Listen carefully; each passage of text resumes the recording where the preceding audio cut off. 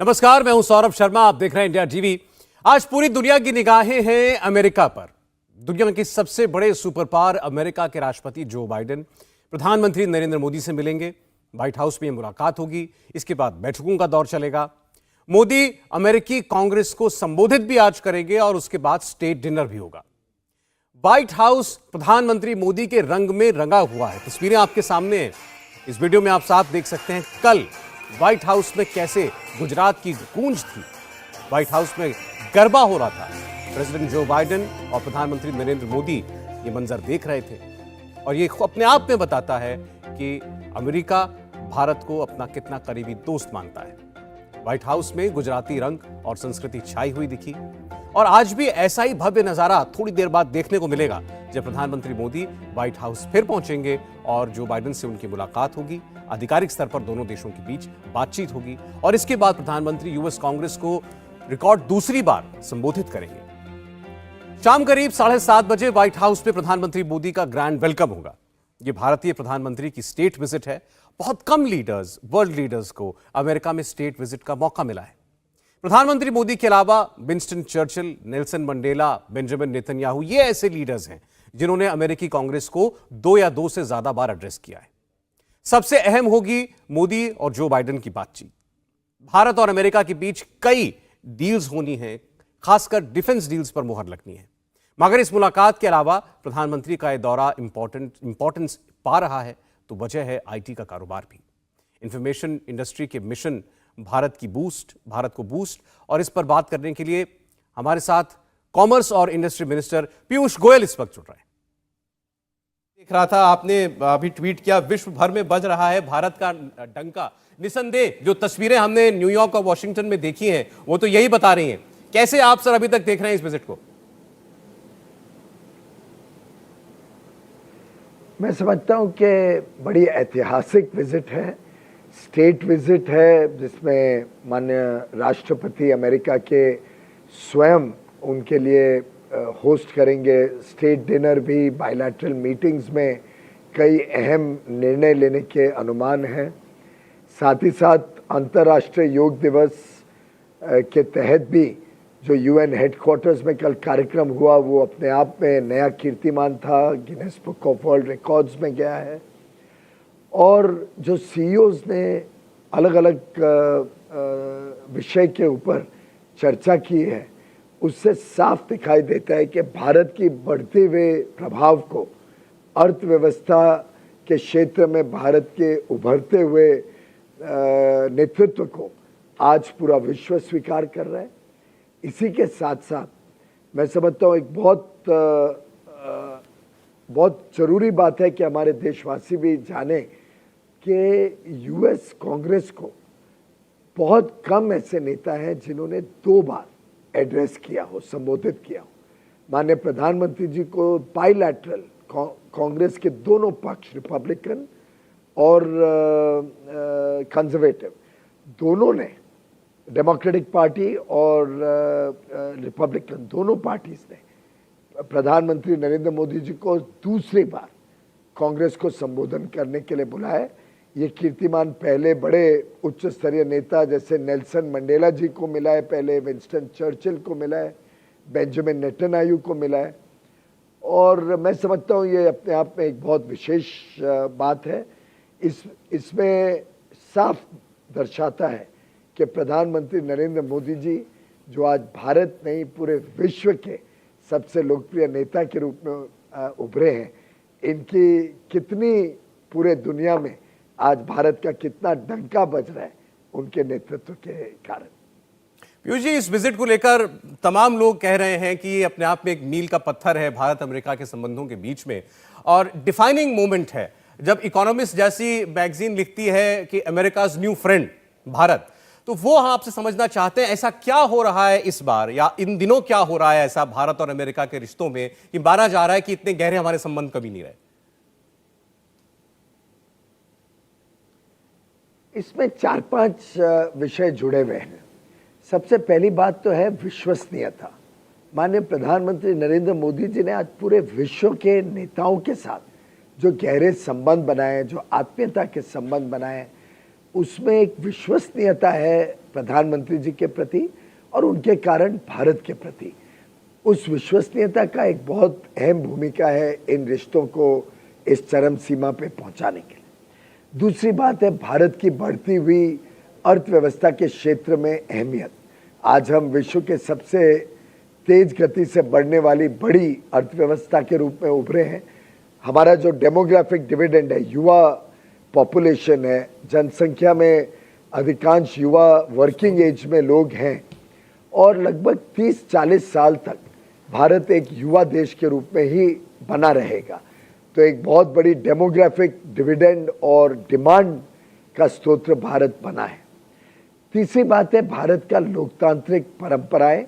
भारत एक डेमोक्रेसी है और विश्व भारत की डेमोक्रेसी पर गर्व करता है, भारत के इंस्टीट्यूशंस पर गर्व करता है कि भारत में फ्रीडम ऑफ स्पीच एक्सप्रेशन तो है ही, लेकिन रूल ऑफ लॉ, एक बड़ा मजबूत जुडिशरी, मजबूत इंडिपेंडेंट मीडिया, पार्लियामेंट्री डेमोक्रेसी, इन सब विषयों का भी इसमें एक बहुत अहम भूमिका रहती है। और आखिरी में मैं अगर कहूँ तो आज पूरे विश्व को एक प्रधानमंत्री नरेंद्र मोदी जी के बीच के नेतृत्व में, उनके व्यक्तित्व में एक संवेदनशील नेतृत्व जो पूरे विश्व की चिंता करता है, चाहे कोविड हो, चाहे कोई समस्या हो विश्व में, प्रधानमंत्री नरेंद्र मोदी जी वास्तव में वसुधैव कुटुंबकम, विश्व एक हमारा परिवार है, उस भावना को लेके जिस प्रकार से पूरे विश्व की चिंता करते हैं, विश्व के लोगों की चिंता करते हैं और हर भारतवासी जो विश्व में अलग अलग देश में रहता है और 140 करोड़ भारतवासी जो देश में रहते हैं, सबकी चिंता करते हुए देश में कैसे आर्थिक प्रगति हो, देश कैसे समृद्ध बने, हर देशवासी कैसे विकास की यात्रा के साथ जुड़े, ये जो प्रधानमंत्री नरेंद्र मोदी जी का एक संवेदनशील स्वयं का व्यक्तित्व है, ये दुनिया को भारत की तरफ आकर्षित करता है। पीयूष जी, हमारे साथ स्टूडियो में कई वरिष्ठ पत्रकार भी हैं। विनोद अग्निहोत्री जी हैं, विजय त्रिवेदी जी हैं, हर्षवर्धन जी हैं, चर्चा में शामिल होना चाह रहे हैं। आपसे एक सवाल, विनोद जी कुछ पूछ रहे हैं। पीयूष जी नमस्कार, मैं विनोद अग्निहोत्री बोल रहा हूँ। प्रधानमंत्री की यात्रा काफ़ी महत्वपूर्ण है और पूरे देश की निगाहें हैं इसके ऊपर। और जो भारत अमेरिका के साथ जो तमाम रक्षा क्षेत्र में जो सौदे करेगा वो तो सबको मालूम है। आर्थिक क्षेत्र में भारत को इस यात्रा से क्या मिलने जा रहा है, ये थोड़ा हम जानना चाहते हैं, जिससे भारत और अमेरिका के संबंध और मजबूत हों।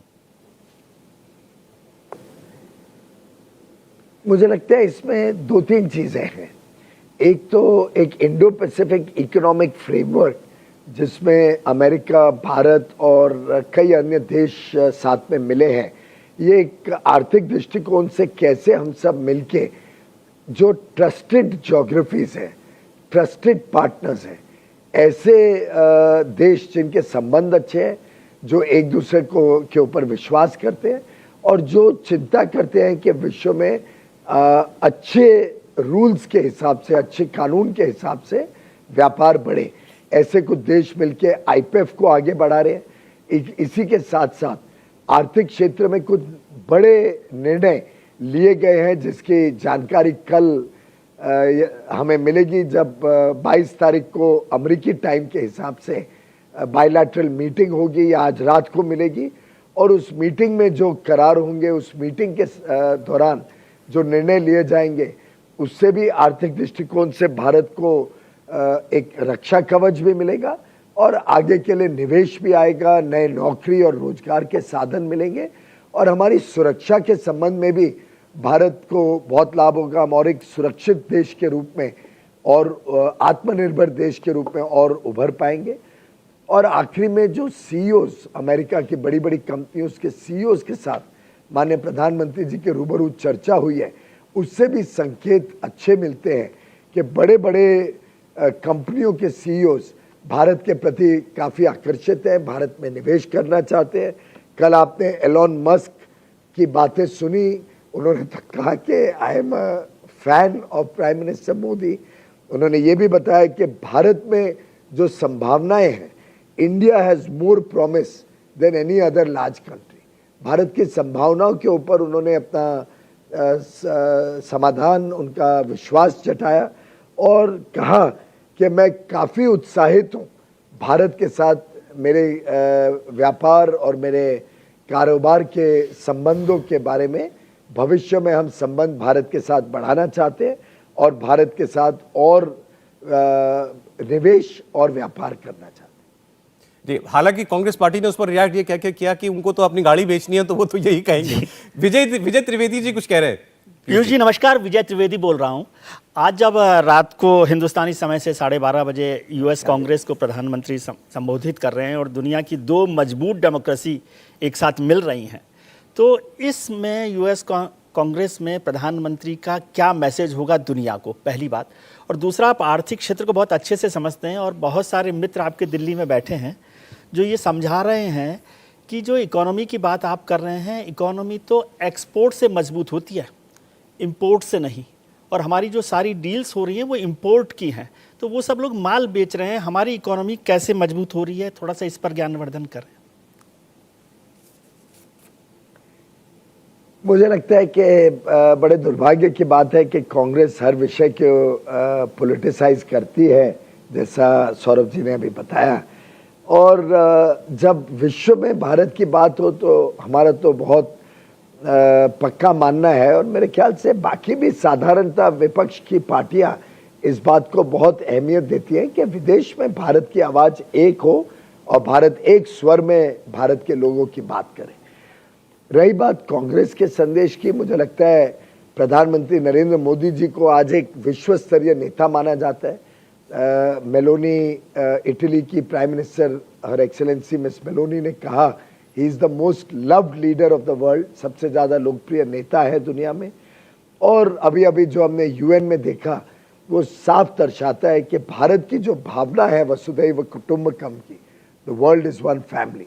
और हमारी G20 प्रेसिडेंसी में जो प्राथमिकता है, जिसमें खास तौर पे सस्टेनेबल डेवलपमेंट गोल्स को लेके हम चाहते हैं कि विकसित देश और विकासशील और कम विकास हुए हुए ऐसे देश सबका संबंध बढ़े और एक दूसरे का हाथ थाम के हम विश्व में पूरे 800 करोड़ लोगों का भला कैसे हो, उनका जीवन का स्तर कैसे सुधर सकता है, उसके लिए भारत एक voice of the global south के रूप में अब उभरी है। और मैं समझता हूँ माननीय प्रधानमंत्री जी वहाँ पे भारत में जो हो रहा है और भारत की जो भूमिका है इन विषयों के बारे में, चाहे वो जलवायु परिवर्तन हो, सस्टेनेबिलिटी का विषय हो, चाहे वो विश्व में सस्टेनेबल डेवलपमेंट गोल्स या विश्व की समृद्धि, विश्व के विकास का विषय हो, ये वित्त को विराम देने की, विश्व को ख़त्म करने का, विश्व में जो युद्ध चल रहा है उसको ख़त्म करने का विषय हो, चाहे वो आर्थिक संबंधों को और सुधारने का विषय हो, अलग अलग विषयों को अवश्य रूप से मेरा मानना है कि चर्चा में भी आएगा, बायलैटरल डिस्कशन में भी इसमें कुछ विषय कांग्रेस के सामने भी रखे जाएंगे। और जो भी चर्चाएं हो रही हैं वो भारत को आत्मनिर्भर बनाने के लिए हो रही है। आखिर अगर डिफेंस की पार्टनरशिप होती है और स्ट्रेटेजिक पार्टनरशिप बढ़ती है तो उसमें अगर हमें शॉर्ट टर्म के लिए कुछ इंपोर्ट भी करना पड़े तो उसमें कोई नुकसान नहीं है, अगर उसके साथ साथ टेक्नोलॉजी और निवेश भी आता है और आगे चल के भारत पे ये चीज़ें बनती हैं तो भारत की ज़रूरतों को भी पूरा करेगी और भारत से निर्यात को भी और प्रोत्साहन मिलेगा। तो मुझे लगता है कि जो अर्थव्यवस्था को सही माने में समझते हैं वो भली बातें जानते हैं कि जब आप अपने दरवाजे बड़े नहीं खोलोगे और विश्व के साथ संबंध बढ़ाते हुए इंपोर्ट एक्सपोर्ट दोनों को नहीं खोलोगे तो आप कभी विकसित देश नहीं बन सकते। आज सप्लाई चेन्स का माहौल है, विश्व में कई सारे ग्लोबल सप्लाई चेन्स चलती है। वो चाहते हैं कि कुछ सामान भारत बाहर से भी आता है, यहाँ वैल्यू ऐड होता है जिसमें लाखों करोड़ों लोगों को नौकरी मिल सकती है, फिर वो निर्यात होता है। तो अलग अलग मॉडल्स हैं आज विश्व के व्यापार के, उसमें संबंधों को बढ़ाना, ओपन इकोनॉमीज करना और दोनों आयात निर्यात दोनों का उसमें अहम भूमिका रहती है। पीयूष जी, जैसा भी आपने खुद ही कहा, आपने ग्लोबल सप्लाई चेन की बात भी की और निवेश की बात, अभी एलोन मस्क ने यह भी कहा कि मैं अगले वर्ष भारत आ रहा हूं, वो भारत में निवेश करना चाहते हैं, उन्होंने अपनी इच्छा साफ जाहिर की है। माइक्रॉन भारत में एक बड़ा सेमीकंडक्टर का यूनिट लगा सकता है इसकी बहुत चर्चा हो रही है। लेकिन हम चीन को इस ग्लोबल सप्लाई चेन में भारत जो है वो रिप्लेस कर पाए, ये क्या कोशिश है हमारी और अमेरिका दोनों की, और क्या उस दिशा में हम लोग आगे बढ़ते जा रहे हैं? चीन की बातें जो हम सुन रहे हैं इस बीच में, वो इससे खासे परेशान नजर आते हैं। उनके जो पूर्व विदेश मंत्री हैं उन्होंने तो ये भी लिखा कि अमेरिका के स्वार्थी जाल में भारत को नहीं फंसना चाहिए।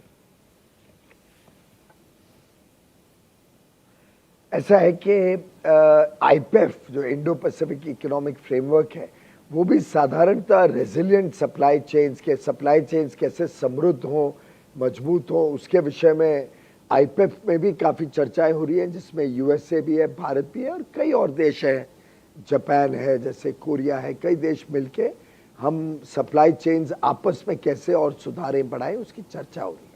अमेरिका के साथ भी सप्लाई चेन्स का स्वाभाविक रूप से कई विषयों में बढ़त की संभावनाएं दिखती हैं। सेमीकंडक्टर इंडस्ट्री एक बड़ा लॉजिकल इंडस्ट्री है, जिसमें भारत में research and development, innovation, testing, packaging, skilling, इन सब विषयों पे काफ़ी काम हो रहा है, जिसमें हम सेमीकंडक्टर सप्लाई चेन्स में जाना चाहते हैं।